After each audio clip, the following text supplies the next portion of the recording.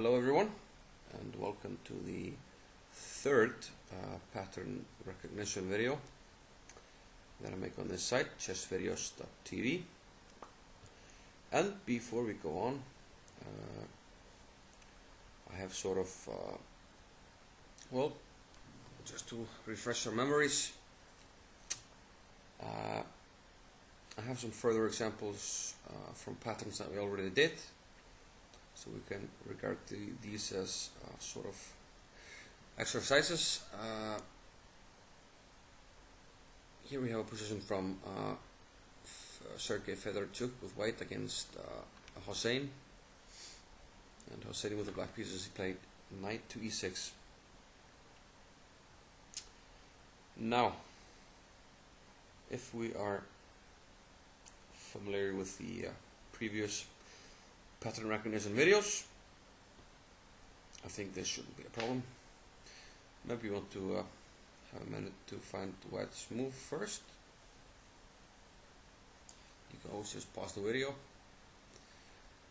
But the little hint I'm going to give you is Anand's move against Kramnik in the h-file mate. And once I give you that, you'll probably find bishop e5. After which Hossein simply resigned because he can't defend against the threat of rook to h8 mate, and if he captured the bishop, queen to f6, just like Anand did against Kramnik.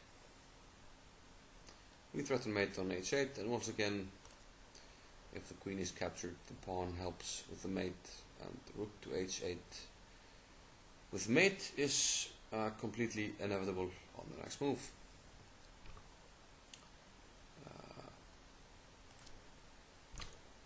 I also found another example. Here it is white to move. And again, you can pause the video and try to find out for yourself. But the solution to this problem is directly connected to Boden's mate. So white played here, rook takes d4. Black has to capture or simply be a piece down. Queen takes e6 check. Now it's possible to play rook d7, but we just play bishop takes d7, and well, black has no defense. For instance, knight takes d7, just queen to e8 mate. And if he plays the natural knight d7, then we have Boden's mate here with reversed colors. And we should find queen c6 easily. Pawn takes, bishop a6 mate. The bishops work together to form the mate. And the black pieces sort of get in the way. I talked about this before.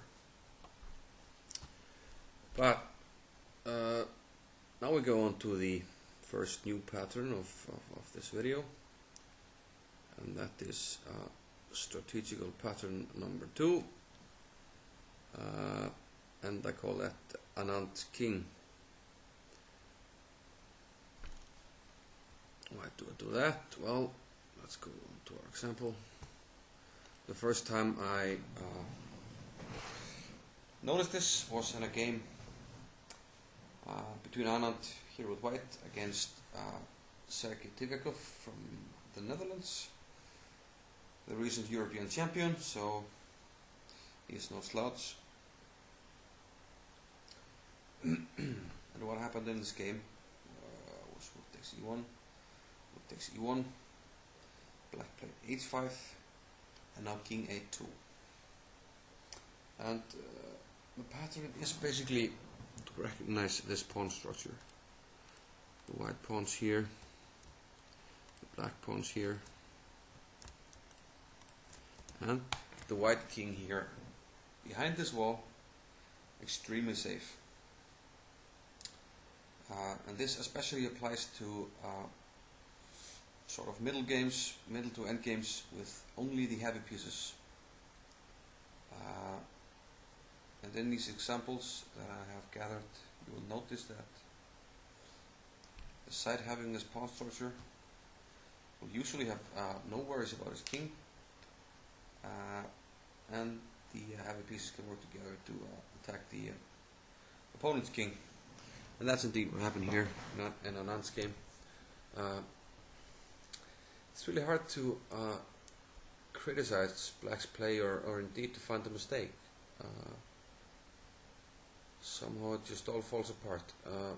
Perhaps Black's next move is a small mistake. He played pawn takes g4. Anand took back, and now rook to h8.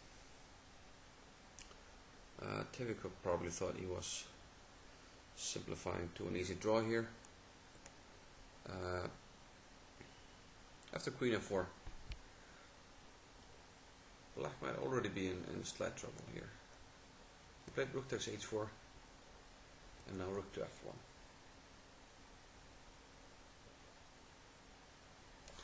And what to do? We're threatening queen f6 check, picking up the rook. Queen takes f7 is also threatened, and it turns out Black can't meet both threats. One try that I haven't analyzed is f5, but after queen g5 hitting the rook, even though Black can take on g4, after queen e7 check, it's hard to imagine that the Black king can survive against the queen and rook there. So, typical played queen e5 here, sacrificing the f7 pawn, and hoping that he wouldn't have any trouble here. That his pieces were sufficiently active to defend. It turns out that this is a really difficult position to defend. Anand played rook to f6. And notice once again that while all this is going on, the white king is tucked away safely here. The only consideration that you need is to not surrender, of course, the first rank, and look out for a b2 pawn. But usually that's not a problem. Okay, Tivika took on g4, guarding the g6 square on the mate there, and now rook e6. Dorian Rokosenko analyzed this game for Chess-Based magazine, and he said that, in his opinion, it is impossible to defend such a position. Queen g7 was played, queen f3. Hitting the rook and covering g2 as well, so the rook can't go there. Queen d4. Now the black king must come out, restoring material equality, but really the deciding factor is black's king here. It's really difficult to defend here in a practical game. Now we're threatening rook d5, winning the queen. So this was played. Now rook d4 is actually winning immediately, but Anand missed that.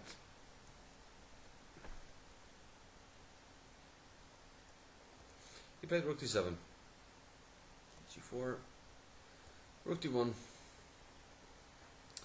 Now Terekov couldn't handle the pressure and played an immediate losing move, queen to e3.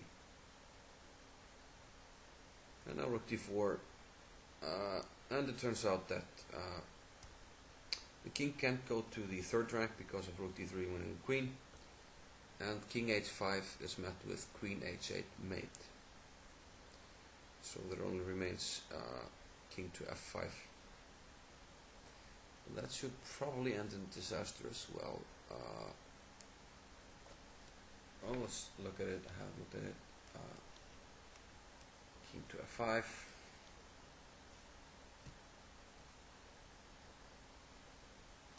Queen to f8. Let's say king e5. And now this move, yeah, okay. Win the queen. This was, of course, computer assisted, but not that hard to find in a game. So Tevigo tried to sacrifice his queen here. But it turns out that now the king comes from its hive there on or cave, if you will, on a2, and here he simply resigned because he's in a subterranean. He must lose either the a5 pawn or the g6 pawn. So we have another example. And this I remember vividly because this is Mikhail Gurevich with white against Leonid Trotsky, and was played in the Pardubice Open in the Czech Republic in 2003. And I also participated in this tournament, and I remember seeing this game. And here it's Gurevich to move, and he can of course capture on g4. Then he's a pawn up, although those are triple pawns. But that would probably give black some counter chances in the future on the h file, and white kings might be vulnerable to a perpetual check. We can, for instance, if we take here, and let's say the white queen is somewhere around here, and the white rook somewhere. If the black queen can reach this square, we pretty much have perpetual check here on this diagonal. So some considerations like that prompted Gurevich to play h4 here. Again, Anand's king. King is good here.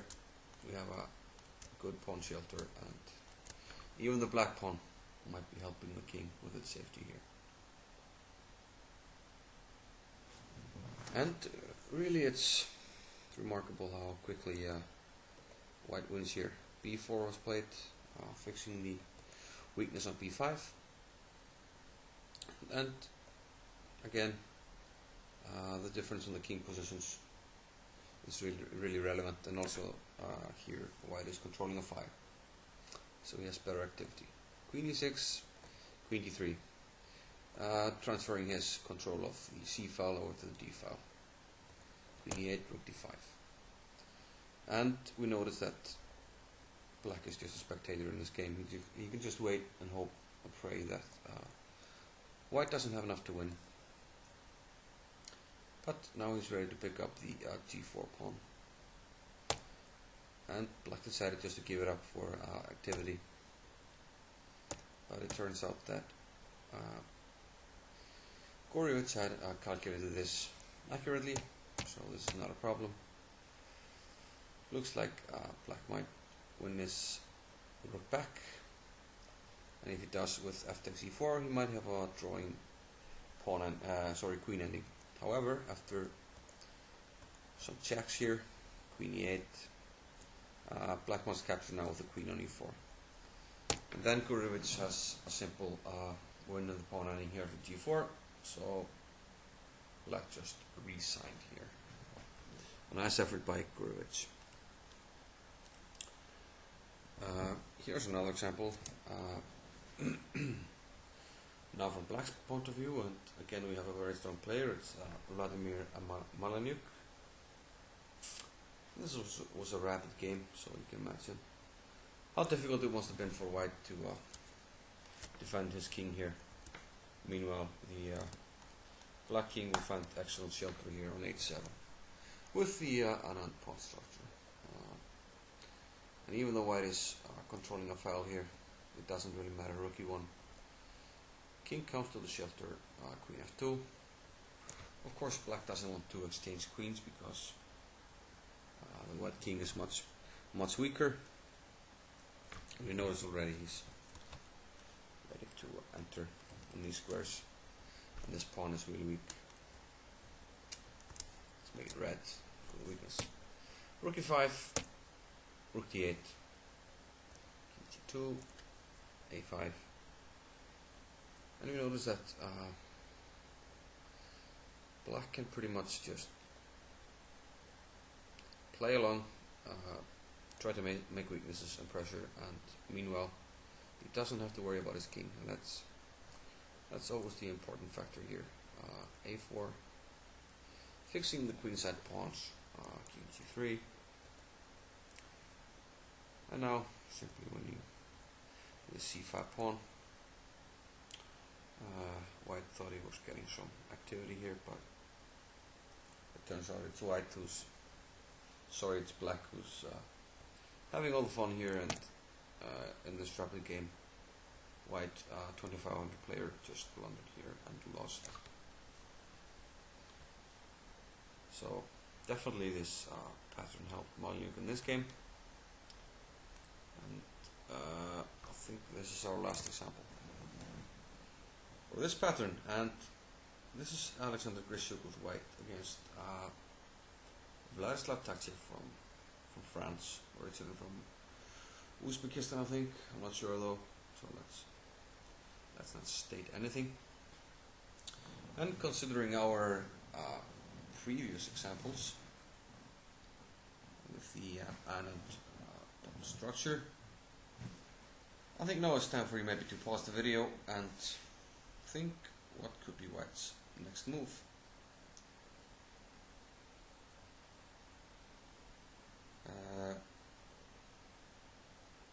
Grishuk definitely realized here the power of the Anand pawn structure. He played here h4, and it's funny how this somehow looks so good. I mean, you take here, you double the pawns, and somehow it looks weak. I mean, 3 pawns against 2 can't be good. Double pawns. But after knight d2, of course, heading for the heavy piece, sort of hybrid and middle game. And again, it's very important to.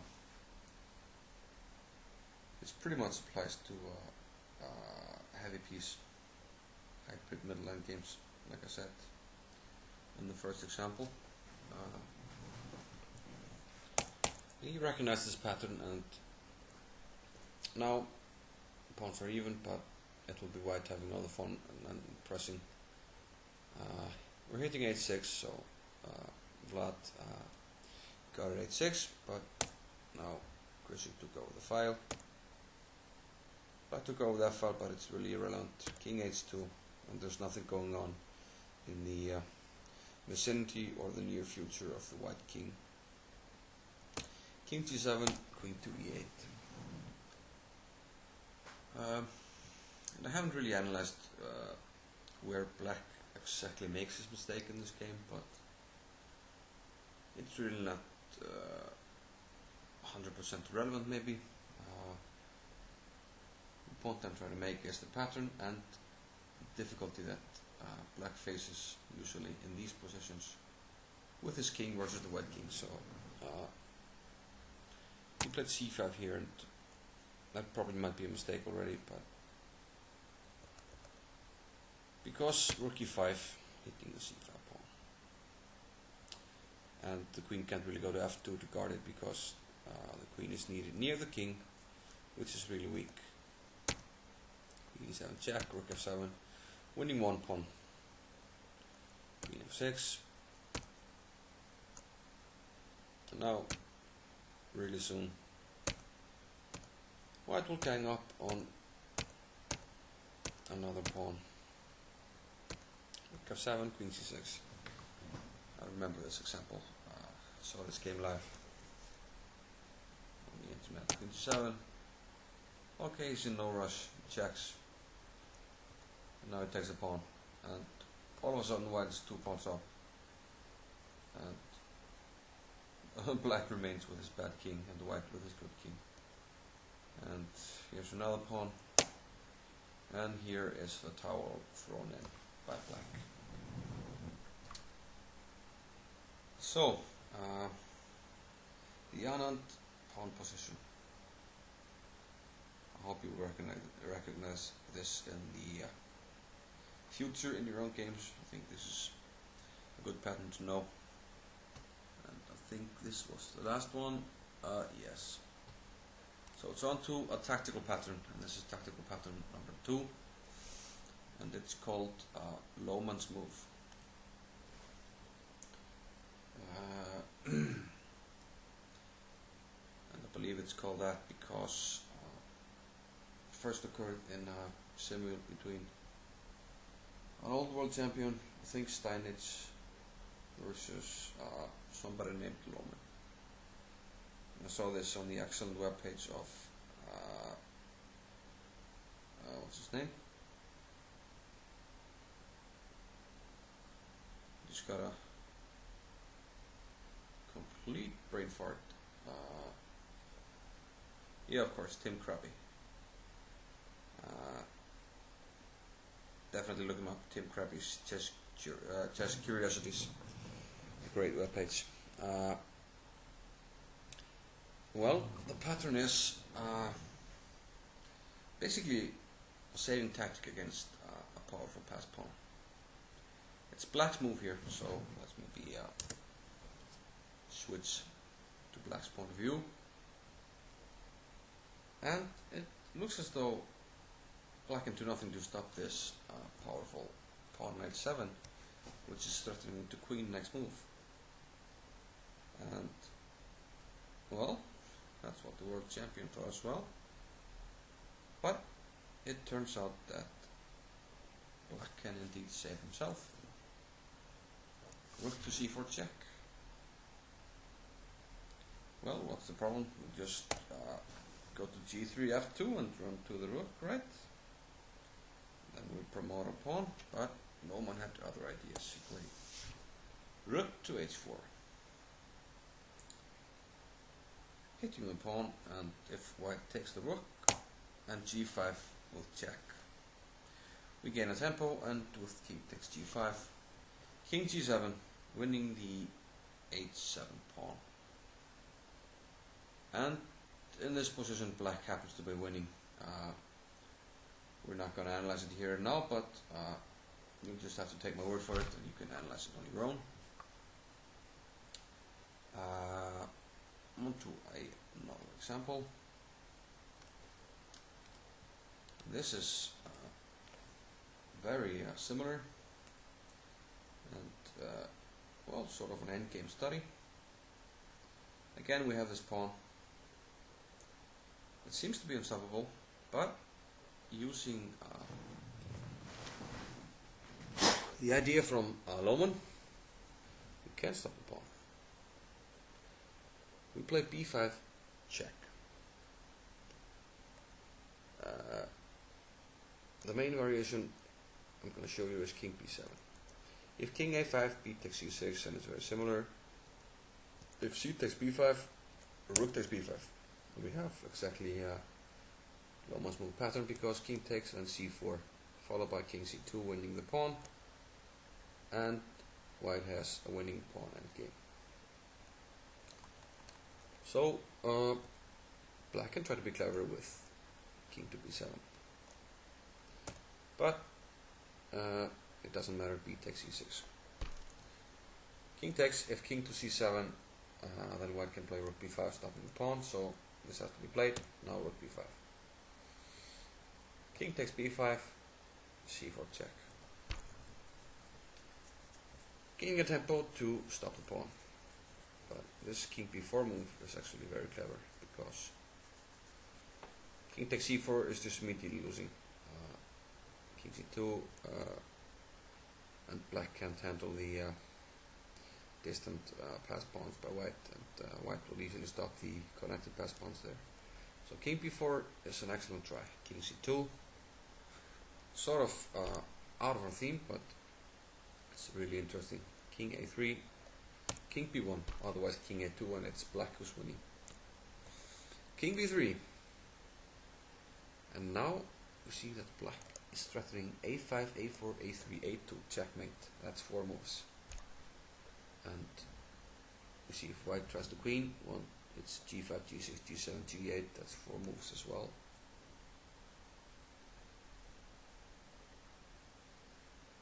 But actually, well, let's just see what happens if you go g5, a5, g6, a4, g7, a3. Both sides take 4 moves, but the 4th move of black is checkmate, so it decides. But white has a clever move here, c5. If black tries to be clever with a5, we have c takes b6. And now we're ahead with check, so we win. But what if b takes e5? Well, we have the same 4 move race as before, but the difference is we made 1 move and black made 1 move. That move opened the diagonal for us, and we can queen with jack. So there's no a2 here. Black can play c4, but just queen c3, and we win. Beautiful study, and using Loman's move there. And shortly after seeing this Loman's move, I saw a game in chorus, we can say, and it was Garry Kasparov with white here against Jan Timman. And Timman played c4. Looks like a clever move, doesn't it? King takes d3. Timman must have been feeling pretty confident, thinking, what is Kasparov thinking? He's thinking, I'm going to take this rook. You play d2. Looks like I can't stop the pawn. But what happens? We have sort of reversed Loman. Now the pawn sacrifices itself so that the rook can stop the pawn, instead of the rook sacrificing itself so that the pawn could clear for the king. And g4. It's not exactly the same, but I was reminded of Loman's move when I saw that. And indeed, Timman resigned here, probably in shock. But rook c4 simply wins.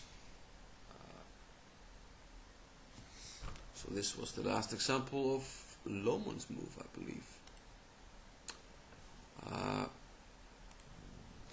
And my last tactical pattern in this video is the knight on the rim. I'm more or less going to be discussing the weakness of a knight on the rim. You all heard the chess saying or expression, a knight on the rim is dim. Something like that. And indeed, if white is to move here, you can play pawn to b4. Sorry, after king d7, it's white to move. Pawn to b4. Hitting the knight on the rim. And, well, can't go here because of the pawn. Can't go here because of the bishop, of the pawn, and, well, this pawn is just blocking the knight. So white will win a piece here. And the game. And, well, you probably all know this, but why not categorize it? Let's show you some examples.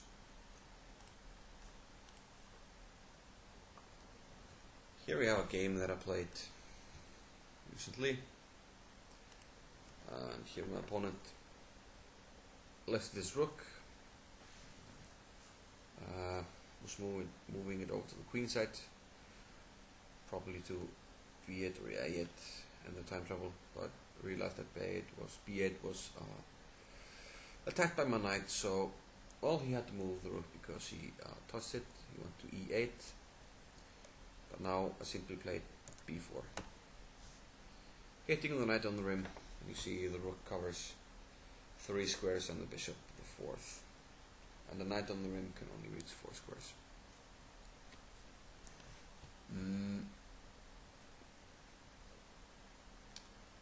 So we have many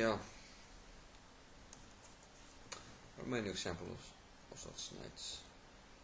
Here I'm going to take an extreme example, knight f6, of course a bad move theoretically, e5, knight h5, and g4. Again, the knight has no moves here. G5 just wins it. We have this in many lines, in some lines in the Perch or the Dragon sometimes, or the Modern. Pawn is hitting this one. Bishop is hitting this one. Pawn is hitting this one. And this bishop is in the way. Sometimes this happens also in King's Indian or Grunfeld structures, even in some Leningrad structures as well. Let's take a look at Untitled Grunfeld. This is a topical line, knight a5. The most common move here is knight e4, but just for sake of demonstration, I'm going to play some crazy moves here. E1. And now we're going to play a blunder for black. Black always has to look out for his knight on a5. He always has to have the c4 square available. So moving his other knight to c4 here would be a big mistake because of b4. So always watch out with the knight on the rim. In these openings we had a pawn hitting this, but of course the black pawn can be on c6 as well, blocking. We could have no pawns here, an open diagonal, and this bishop could take up both these squares. So there are many ways to lose this knight on the rim. Always be careful. One more example is the bishop dominating the knight. And in this example, it's well, it's supposed to be black to move here, so I kind of messed up. Yeah, I set up the position, but I made white to move. So let's just make like it's black's move here, knight to g3. But again, he wins his pawn.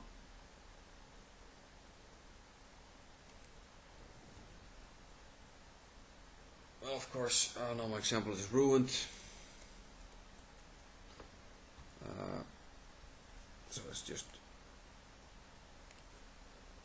make it proper, black to move. Yeah. So knight g3 looks like it wins the pawn on h5. But again, we have the domination of this knight. And usually, even if this pawn wasn't there and if this king wasn't there, the bishop completely dominates the knight, hitting all the squares it can go to. This is a very good theme to know, the bishop dominating the knight. In this instance, the king comes to help and the knight is lost. And you can find many examples of this bishop versus knight domination. You probably had this in your own games. And of course we can play around with it and mirror it to say a knight on e1. Knight on e1 versus a bishop on e4, etc. We can go around the board. So, well, this was probably the simplest example we had today, but an important one nonetheless. And what's you can't hurt yourself to cement it in your memory. So, okay, this was my third installment, and I hope it helped you, or will help you in the future, and that you enjoyed it. And hopefully I'll see you sooner than later in the fourth installment in my pattern recognition series. So, goodbye for now.